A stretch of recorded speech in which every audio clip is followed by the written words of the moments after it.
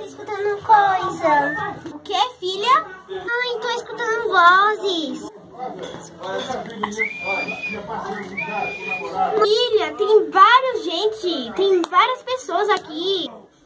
Ah, mas deixa pra lá. Aí as coisas, termine logo, por favor, que eu vou lavar os banheiros.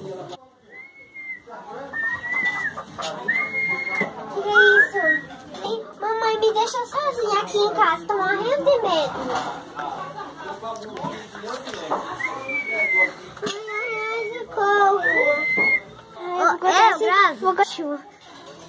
1, 2, 3. Parou, aleluia. Ah, eu vou lá que meu pai botou uma música lá no carro, mas antes eu vou arrumar aqui. Meu pai saiu e eu vou ficar lá escutando minha musiquinha. Deixa eu ir lá logo. Ah!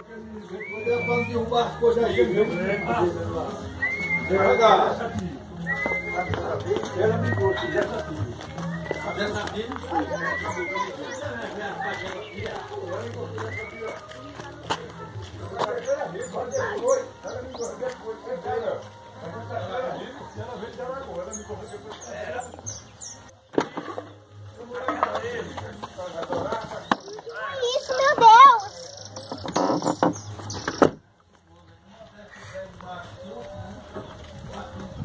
Tô com muito medo. Deus me ajude. Agora eu vou sair daqui mesmo.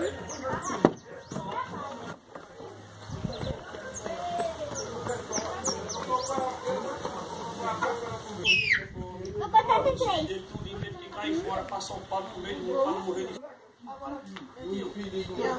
Eu acho que aquele velho deixou tanto dinheiro enterrado naquela terra. Ai, tô com muito medo. Tô com muito medo. Filha, que é isso? Fica chorando. Mãe, tô com medo. Mãe, Florzinha. Para que você...